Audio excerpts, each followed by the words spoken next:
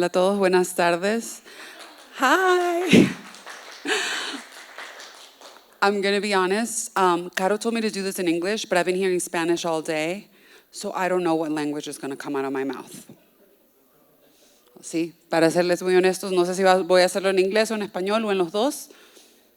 Tengan paciencia conmigo. Hay ciertas palabras que obviamente las digo solamente en inglés, pero a ver cómo nos va. So how do you say NFTs? I like to talk about onboarding strategies in a different perspective, but I see some familiar people in the room. How many of you know what an NFT is here? Obviously, yes. The people.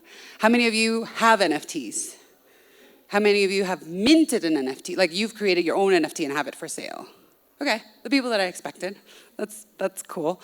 That's good. So you're a little bit familiar. For those of you that have no idea, I'm going to talk a little bit more on the basic level, and then I'm going to challenge you to think about NFTs in a different way, not what people normally think about NFTs.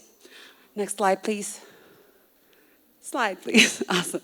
Thank you. So just a little bit about me.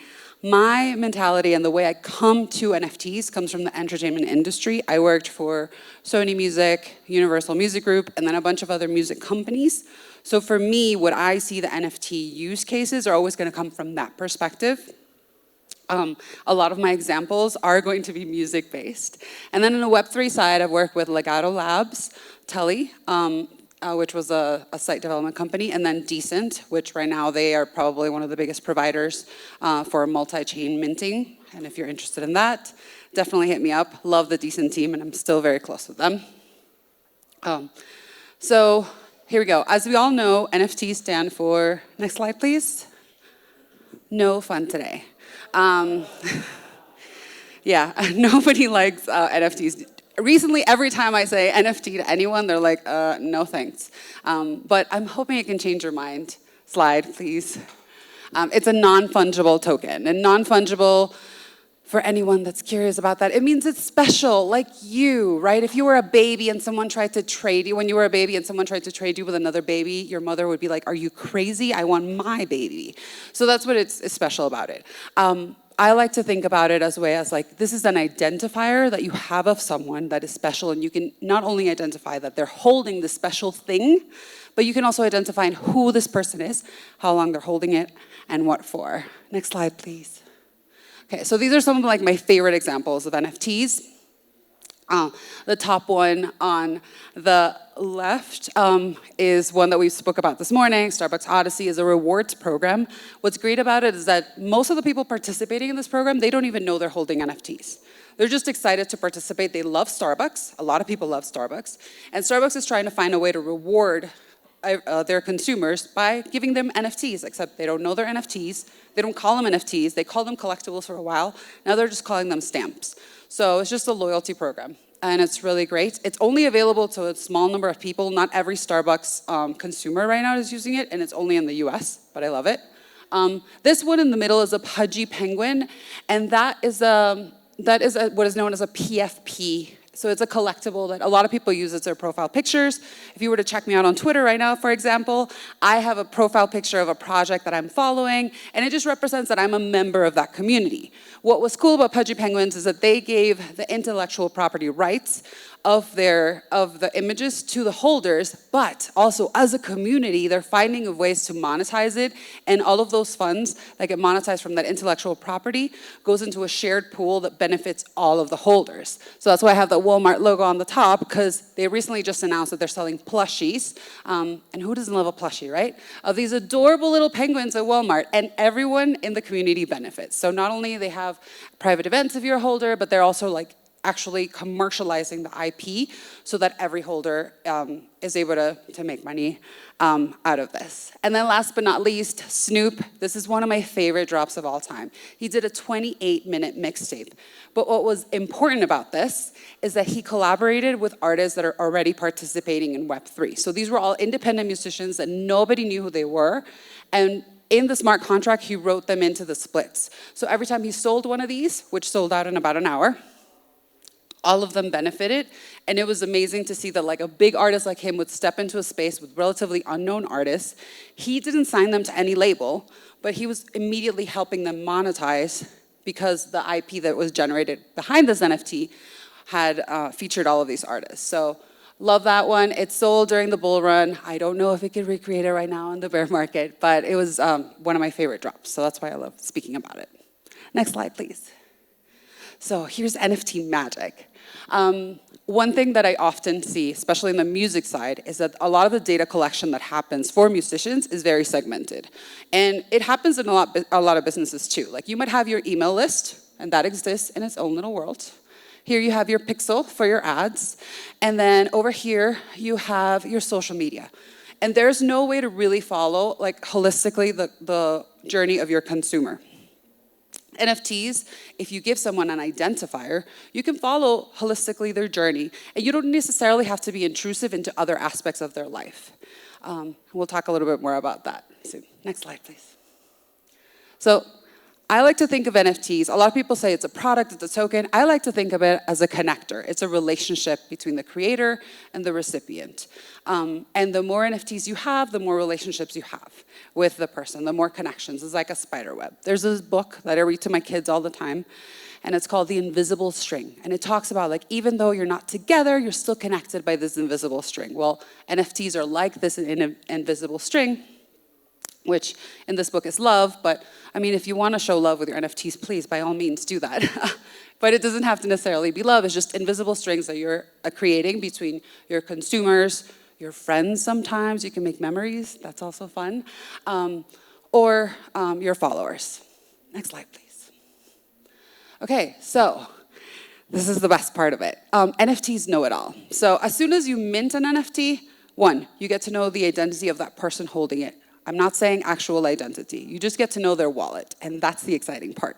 So the person that buys it, you know that, hey, this person buys it, so therefore there's an interest in me. So if you're going like in a consumer funnel, you know there's at least an interest. So if you're giving away an NFT, this person is already interested enough that they want to hold this free item from you. Two, if you allow them to sell that, then you're gonna know how long they're gonna hold it. So if someone flips it right away, you know that person was never your consumer. Love that. But if they hold on to it, then they are your consumer and there's more potential, right? You can also see who, what is it that they're interested in if you have different types of products. If you're a musician, for example, there's people that sell music videos, albums, tracks, or just covers of their music, like physical, like not physical covers, but like images versus actual music, NFTs. How many, for how long? Next slide. So how do we get started? So if you're a collector, here I have screenshots of two really big marketplaces. If you want to look into the secondary market, meaning you're not going to mint directly from a project from the start, you would go to one of these marketplaces. Object is my favorite. I recommend everyone starts on Object if you've never collected an NFT. One, because it's in the Tezos blockchain, so it's a lot cheaper. And I know stepping into the space can be super intimidating. Two, anything that's on Ethereum, the gas costs or the transaction fees are going to be really expensive. And if you do that on Object, it's not going to be crazy. You're not going to have a sticker shock. One of the biggest things that turns people away sometimes from minting NFTs is the gas fees. And I have noticed specifically in the music side of things, sometimes it can duplicate or even triplicate the cost of the NFT. So if you don't want to start in a chain that might happen, start on Object. And then, of course, OpenSea. OpenSea allows you to mint in multi-chains. So there's Solana on there. And anything that's Ethereum, Polygon, there's wrapped Ethereum, etc. So you can go there. Next slide, please. Now, if you're a creator, there's tons of choices. And this is what excites me. There's no code solutions out there. So if you're trying to enter this space as a creator, a lot of people get intimidated. You can learn how to code Solidity if you want to code on EVM, but you don't need to do that. Manifold is a great place where you can go, create your smart contract. It's honestly just as simple as dragging and dropping. And I love that. You drag and dropped your image, your audio, your image and audio, sometimes even music video, and you can create different mechanisms for people to mint your NFT. So they could mint it and you could say, hey, if you mint it and you burn it, which burning in this side means you're destroying it, I will reward you with a newer NFT. So you can create that type of behavior on Manifold. Or what a lot of musicians do, and a lot of musicians in the space do, is they befriend a dev. They find a dev who's willing and invested into their careers and their projects, And then what they do is they share a percentage of the sales with the dev. So in the case of this one that's on the left, that's a Raver Realm. It's minting right now, actually. The artist befriended a dev, and they together worked on this project. That's a PFP project, a profile picture project. And they work together, and the dev is just getting a percentage of the sales, and that's all written into the smart contract. And because all NFTs are decentralized, everyone can see how each party is getting paid. Next slide, please. Okay, so here's some ideas I have for use cases. There's tons more, and if any of you out there have any ideas, I would love to hear them. One is obviously music. I'm gonna go with that one first. Identify your super fans. Who are the fans that are signing on and listening to your music at midnight, right as it drops? Those fans are more likely to be the ones that are gonna wanna buy tickets to your tour. But unfortunately, because scalpers are out there and they're ready to pounce on those tickets so they can sell them for a higher price because you're a super fan, you're not able to do that for them. But with an NFT, if you have given a fan an NFT, you can have them identify themselves before the album comes out and say, hey, I'm gonna stream through here, and I'm gonna identify myself as holder of this token, and you'll see, hey, this person signed in using their NFT at this time, they listened to it, so I'm gonna give them another token, or maybe I'm gonna find a way to identify them and connect with them and let them buy the tickets first, so they're able to buy first. You can also reward them with like a pass to get discounted tickets for life or free tickets for life. I've even seen that. And that's something that really excites me. And you want to do that because the more you reward your super fans, the more they're gonna come back to you. And that's my favorite part about NFTs, is that you can build a way for people to identify themselves and interact with you on their own terms, instead of what happens right now when you're on social media. You're kind of interacting with all these things and all this data being collected about you that you maybe are not comfortable. This is a way for you to opt in a way that takes you a lot of commitment, because minting an NFT is heavy lifting, but you know exactly what you're sharing with them. And the creator, or the musician in this case, they're only getting the information that they actually care about, because they probably don't care that you're also doing all these other things, or maybe they don't care all these other things about you, because that just doesn't apply to them. They're just building a better experience with you versus what the rest of your life looks like. Second thing is medicine integrity. This is a story that really happened. I live in Miami, and there was a doctor who, she didn't realize that she had bought a batch of bad needles, and she injected a bunch of kids with vaccines, and they got infected with this bacteria. It took her a really long time, and she's still in a lawsuit with a manufacturing company because she doesn't know, there's no way really to tell. She can kind of nail it down to the manufacturer, but there's no really way to tell which factory it came from, what was the batch that was bad, which needles were bad or not. So she ended up throwing away a lot of money. She had to throw away all of the product and get a whole new batch of needles. With this, if we mint an NFT, every time we manufacture a product, we'll be able to figure out where it was manufactured, when, and what's gonna be its checkpoints, because we can have the NFT kind of be a scanning point at every point of the manufacturer to deliver pipeline.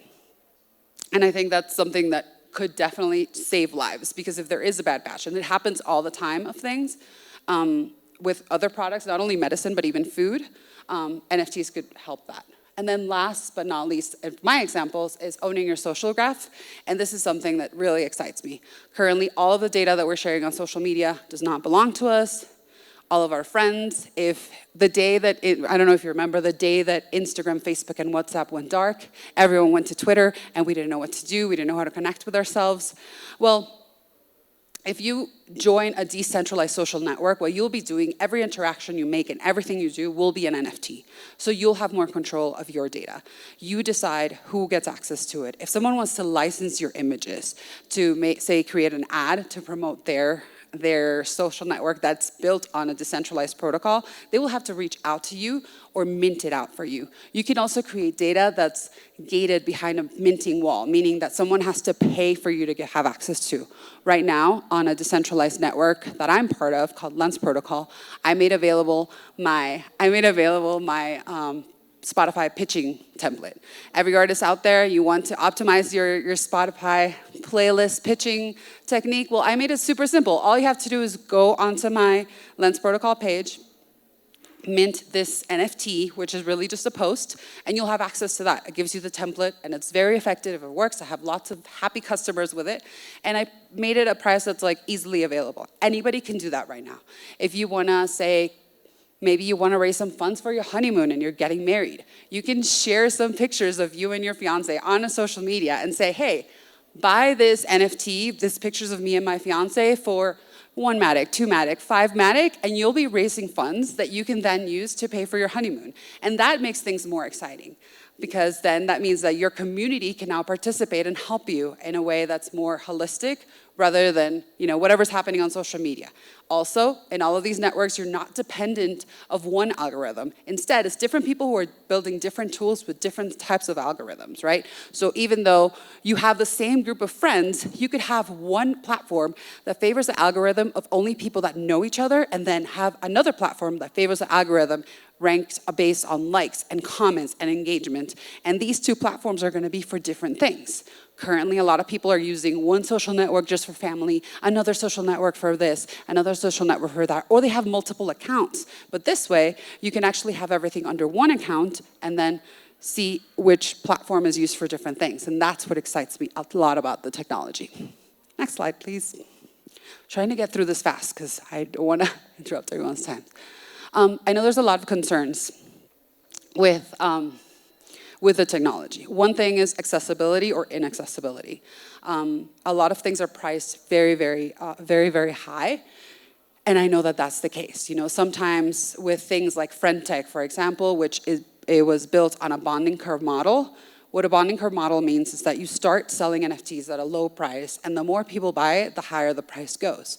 The higher the price goes, the less accessible it is to the average consumer.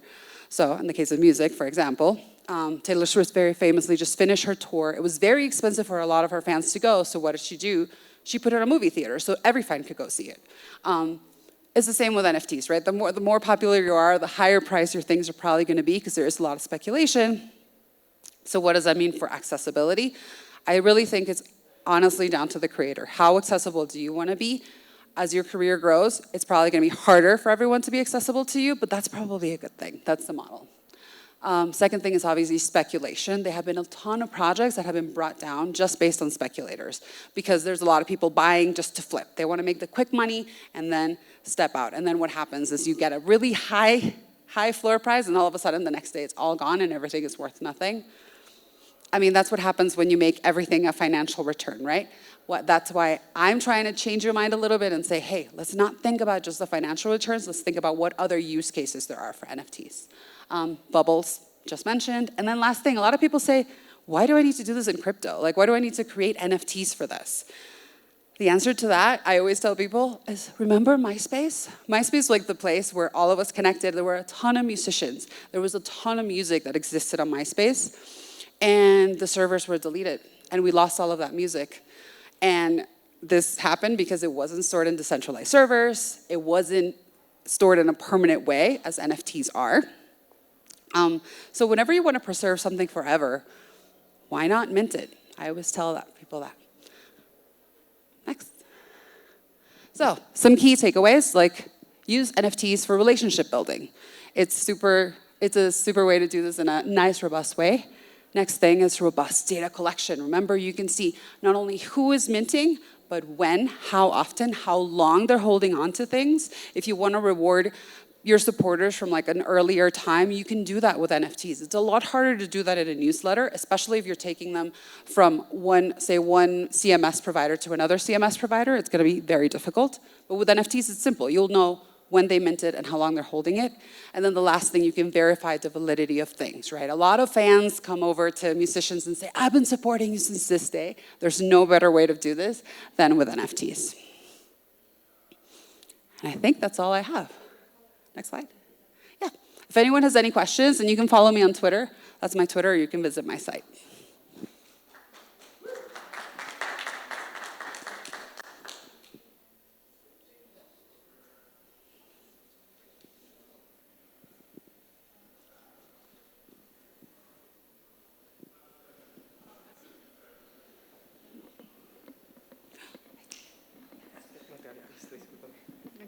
Hola. Bueno, en realidad es como desde tu punto de vista, ¿cómo podemos abordar el tratamiento de los NFTs en Latinoamérica?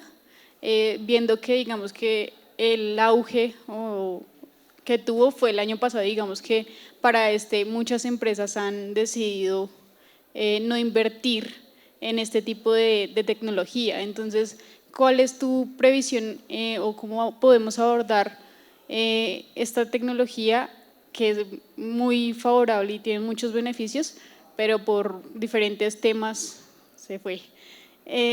Pero ¿cómo podemos rescatarlo y qué podemos hacer para que los empresarios vuelvan a creer en este sistema?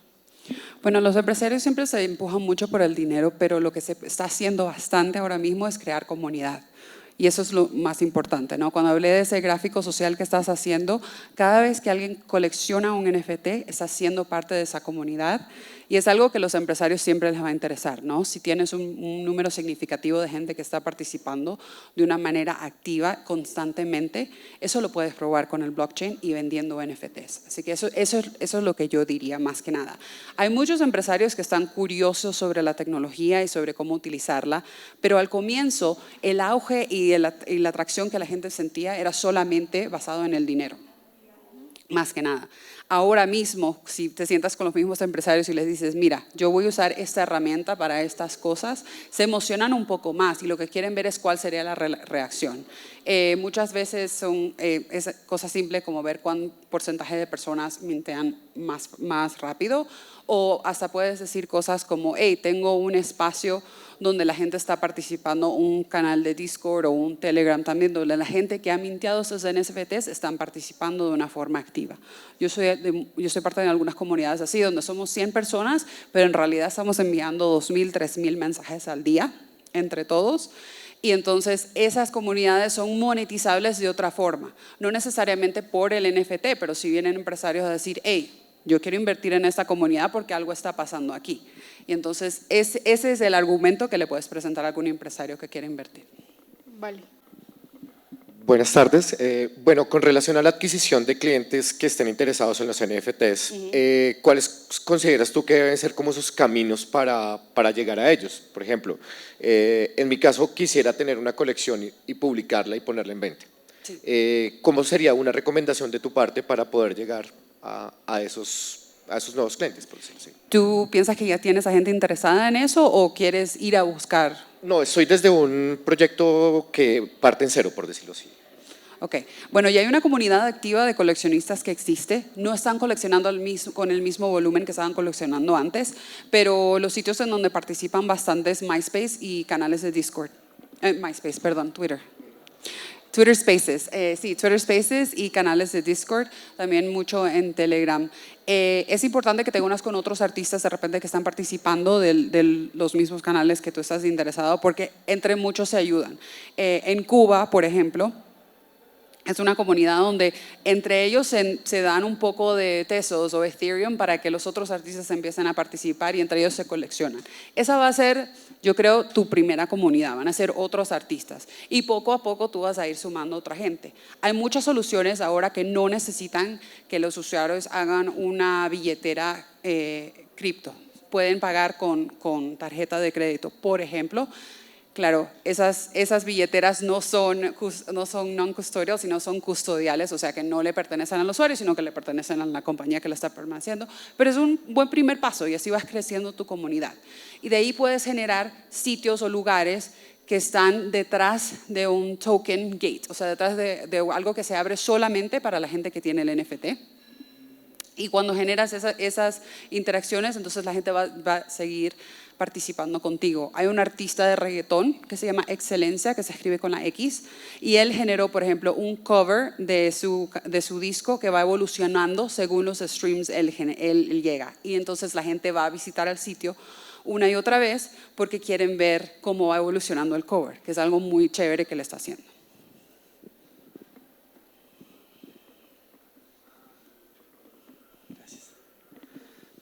Bueno, pregunta. Quisiera saber, si por ejemplo se crea un NFT que sea un video del tamaño de una película, bastante extenso, cuando la persona quiera verlo en tiempo real, ¿funcionaría como un streaming? ¿Se podría obtener esa información como si fuera un streamer o tendría que esperar el tiempo total de la descarga para poder tener acceso al NFT si lo quiere visualizar?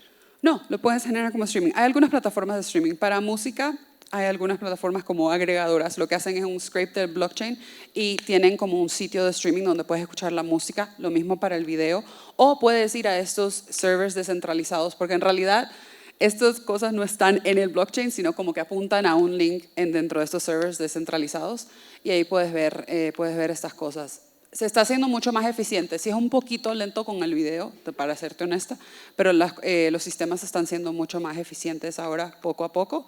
Y también hay plataformas de streaming on-chain, o sea que todos los streams, mientras que están ahí, los puedes mintear y esas plataformas sí son más eficientes. Gracias.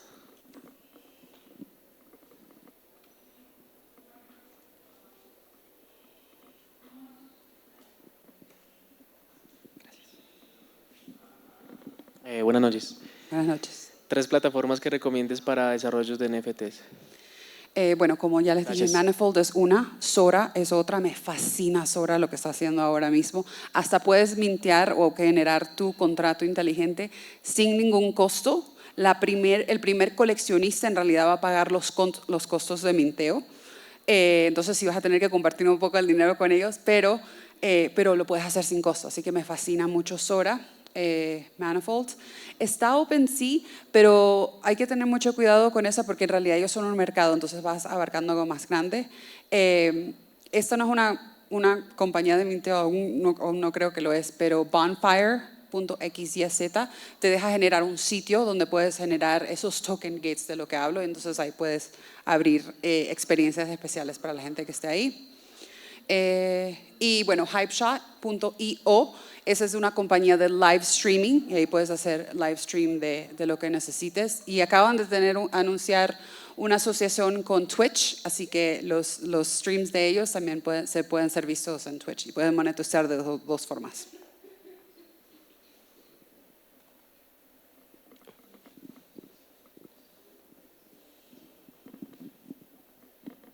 Hola.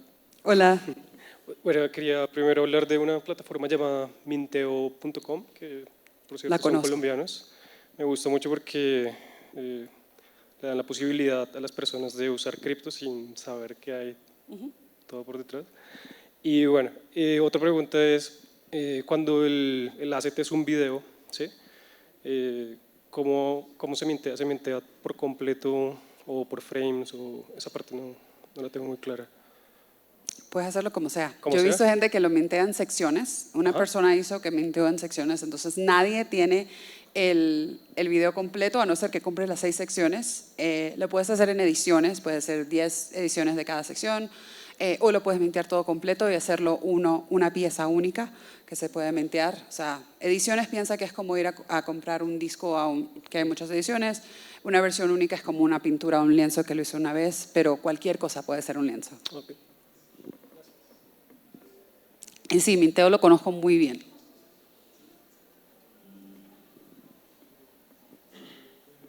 Buenas noches. Buenas noches. De los NTF o NFT, ¿cuáles son los activos más importantes que puedas escalar en, digamos, una lista de 3?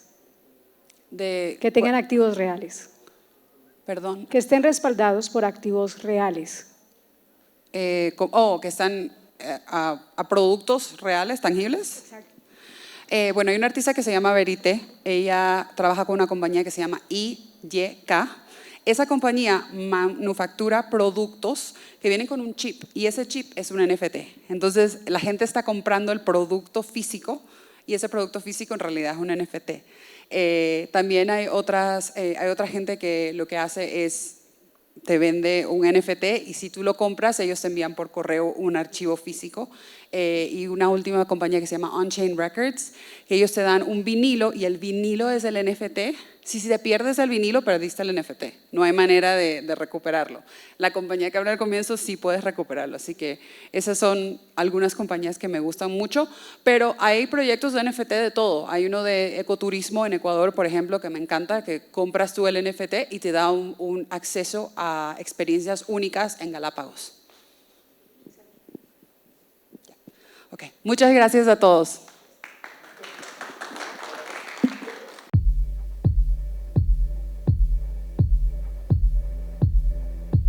Man in the middle.